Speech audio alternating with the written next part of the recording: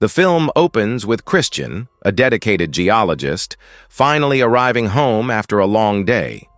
Instead of being welcomed by the smell of dinner, he finds his wife struggling to fix broken pipes. Their house has always been full of problems, as if something is constantly falling apart. Trying to lighten the mood, Christian announces that they are moving to a new home because he has been transferred. The news instantly fills the room with excitement. For the first time in a while, the family feels hopeful about a fresh start. Shortly afterward, Christian returns to his office to pack his belongings. It is his last day, and before leaving, he joins his co-workers for one final lunch. The atmosphere is warm and friendly, but just as he prepares to walk out, a loud alarm suddenly echoes through the facility. Christian rushes to the monitoring station and studies the screens carefully. Something is terribly wrong. The groundwater level has dropped drastically, yet there are no other signs of disturbance. The reading makes no scientific sense, and a deep uneasiness begins to grow inside him. When he reports it, his boss casually reassures him that the mountains look perfectly stable. With no sensor warnings to support the concern, everything appears to be under control. Though Christian nods in agreement, the doubt refuses to leave his mind. On his way to the ferry, the question keeps haunting him. Groundwater does not simply disappear. As he waits, he stares at the towering mountain in the distance, and suddenly, a horrifying realization strikes him. Without wasting another second, Christian turns around and sprints back to the geology center. Breathless, he tells his co-worker that the problem is not with the sensors, but with the cables themselves. Groundwater always forces its way through new paths, creating friction within the layers of rock. If the connection is gone, it can only mean that the tension has snapped the cables. They immediately run a check, and the result chills them both. The cables are indeed broken. Returning to the office, Christian explodes in anger. The situation should have been analyzed properly from the start. Despite his urgency, the team decides they can only issue a yellow warning, signaling mild danger, just enough to avoid causing public panic. But Christian knows better. This is not mild. This is catastrophic. With fear tightening around his chest, he rushes to find his children. They are not at the ferry as expected. Instead, they have gone back to their mother's hotel. His son insists he will return the next day, but Christian refuses to take chances. He grabs his daughter and leaves immediately. Back at the geology center, George notices disturbing data flowing across the monitors. The rocks are not expanding. They are contracting. He alerts the boss at once. Realizing the potential threat, the boss decides to enter the mountain with a colleague to manually inspect the sensors. Meanwhile, overwhelmed with dread, Christian calls the center again, desperate for updates. When George explains the strange readings, panic surges through him. He races back to the archives and digs through old research files, searching for answers. Then he finds it. A similar pattern had occurred once before. The records reveal a terrifying truth. The mountains are not spreading apart. They are pulling inward. Contracting like this is a classic warning sign of an impending tsunami. Before a massive collapse, the land tightens exactly this way. Christian immediately calls the center to warn his boss, but it is already too late. The boss is deep inside the mountain. Just as they decide to head back, a violent earthquake suddenly tears through the rock. The ground shakes mercilessly, sending debris crashing down around them. Both men are injured, and the colleague's foot becomes trapped beneath the shattered stone. In the chaos, communication with the center is lost. At the same time, the water level drops even further. There is no longer any doubt. A tsunami is coming. Christian urgently orders his co-worker to sound the alarm and evacuate the entire town without delay. Margaret activates the emergency sirens, and within moments the air fills with their haunting cry. Panic spreads instantly. People pour into the streets, abandoning everything as they scramble to escape, unaware that a devastating force is already racing toward them. Moments later, as the rescue team struggles to save the injured inside the mountain, Another violent tremor rips through the rock. A massive shard breaks loose and comes crashing down, striking the boss directly in the head. He is killed instantly. Outside, chaos swallows the town. Christian finds himself trapped in a growing traffic jam as terrified residents try to flee. Realizing there is no time left, he rolls down the window and shouts at everyone to abandon their cars and run uphill. "Run! Get to higher ground!" he yells, his voice cracking with urgency. Suddenly, he spots his neighbor pinned helplessly between two crushed vehicles. Knowing every second matters, Christian tells his daughter to keep running without him. Then he rushes forward to help.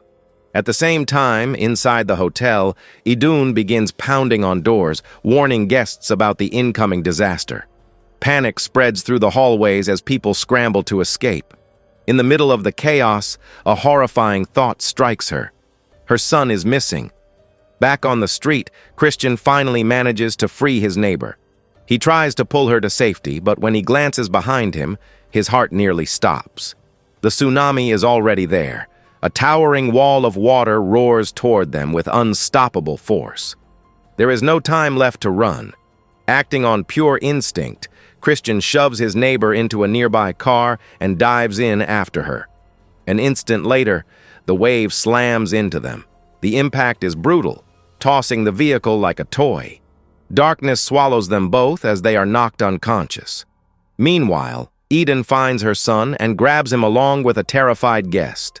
They rush outside, only to realize the evacuation bus has already left, and the ocean is almost upon them. With no other choice, they sprint toward the hotel's emergency bunker. Just as they reach it, the guest stumbles behind them. He tries desperately to get inside, but before he can, the raging water smashes through the windows. Idun forces the bunker door shut as the guest is violently swept away by the flood. Heart pounding, she seals the entrance tightly with her son beside her. Then the lights go out. Silence follows. Sometime later, Christian slowly regains consciousness. His head throbs as reality creeps back in. Turning to his side, he sees his neighbor lying motionless. She is dead. Shock and grief wash over him, but survival pushes him forward. With immense effort, he drags himself out of the wrecked car and begins climbing uphill. From the ridge, he sees scattered survivors wandering in disbelief. Desperately, his eyes search for one face. Then he sees her. Julia. Relief floods through him as he pulls his daughter into a tight embrace. Over her shoulder, he notices the neighbor's husband staring silently, already understanding what has happened. Christian lowers his gaze, silently apologizing for the life he could not save. Back at the geology center, George receives a chilling call from the colleague still trapped inside the mountain. Through broken static, the man confirms the unthinkable. The boss is dead. The room falls into stunned silence. Meanwhile, fear for his family drives Christian toward the devastated hotel. When he arrives and sees the empty bus, his heart pounds harder. Idun and his son are not inside. They might still be alive. Leaving Julia safely with the neighbor, he rushes toward the ruined building. Deep in the hotel basement, the situation is growing desperate. Idun presses her entire weight against the door, fighting the relentless pressure of the water trying to burst through. She orders her son to hold the door while she checks the ventilation system, praying it might offer a way out. But the moment she steps away, a violent spray of water shoots inside. Her son panics, his fear echoing through the cramped space. Stress and exhaustion tighten around Idun, and frustration slips into her voice as she tries to keep him focused. They cannot afford to lose control now. Another survivor is trapped with them, but terror has completely overtaken him. His breathing grows frantic as he mutters that if they do not find an escape soon, they are all going to die. Above them, Christian carefully approaches the shattered remains of the hotel. Near the entrance, he spots the bus and rushes toward it, hope trembling in his chest. Inside, he finds only a lifeless colleague. For a moment, grief threatens to consume him again. But then a realization sparks hope. His wife and son are not there. They could still be alive.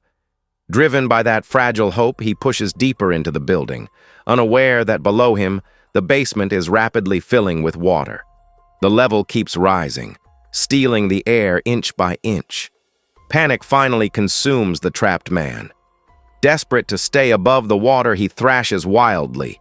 Then, in a horrifying act of survival, he shoves Idun's son downward, using the boy to lift himself higher. When Idun sees her son being forced underwater, something inside her snaps. Acting on pure instinct, she grabs the panicked man and holds him beneath the water. She does not let go until his struggling stops. It is a terrifying choice, but a mother protecting her child leaves no room for hesitation. Above them, Christian continues searching the wrecked hotel, calling out desperately for his family. Every hallway echoes with silence. He avoids the basement entirely, convinced no one could have survived in a space so badly flooded. Defeated, he turns to leave. But then, something catches his eye. It is his son's bag. Fear twists into grief, and grief quickly turns into anger. Overwhelmed, Christian begins slamming his fists against the metal pipes, the hollow echoes ringing through the building. Down in the flooded basement, Idun and her son freeze. They hear it. Someone is out there. Hope sparks inside Idun. She prays it is Christian. Gathering her strength, she grabs a vent pipe and bangs on it as hard as she can. The sound travels. Christian stops. He listens carefully, then strikes the pipe again, signaling back. A silent conversation forms through the metal. Idun and her son smile with relief. They are not alone. But their relief is short-lived. Water suddenly begins gushing through the ventilation system, rising faster than before.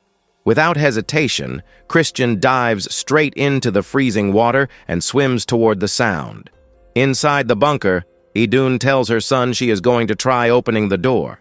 Taking a deep breath, she plunges underwater and pulls at the heavy handle. What she doesn't realize is that on the other side, Christian is doing the exact same thing. With their combined strength, the door finally gives way. The moment their eyes meet, overwhelming relief washes over them. For a brief second, the disaster outside no longer matters. Christian quickly tells Idun to swim upward. "I'll get our son," he insists. The boy's face lights up when he sees his father, but terror holds him in place. He is too afraid to go underwater. Christian looks straight into his eyes and tells him the truth. If they stay, they will die. This is their only chance. Trusting his father, the boy nods. They dive. The swim feels endless. Darkness surrounds them as their lungs scream for air. Halfway through, the boy begins to weaken. Panic spreads across his face as the last of his breath escapes. Seeing this, Christian pulls him close and forces air from his own lungs into his son's mouth. Then he pushes him upward.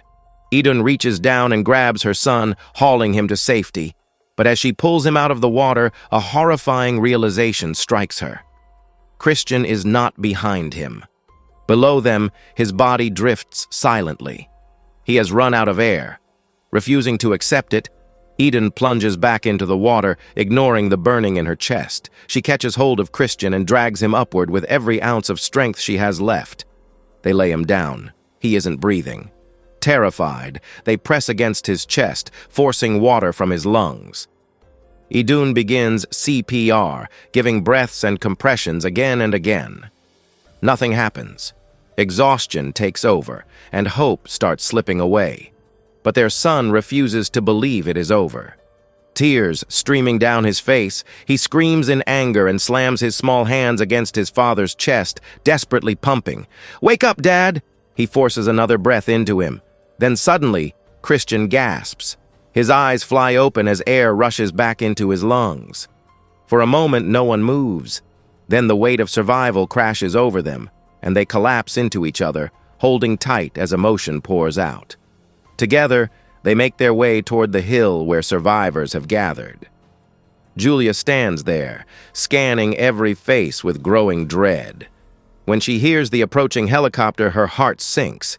She fears it will arrive without her family, that she alone will be taken away. She doesn't want to leave without them. Anxiety tightens around her until, in the distance, she sees three figures approaching through the chaos. Her family. Relief explodes inside her. She runs forward, and Christian lifts her into his arms as the family clings to one another. Despite the unimaginable destruction, they have survived. Together. Soon after, rescue teams arrive and carry the survivors to safety. Broken but alive, the family holds on to each other, grateful for the one thing the disaster could not take from them. And with that, their terrifying journey comes to an end.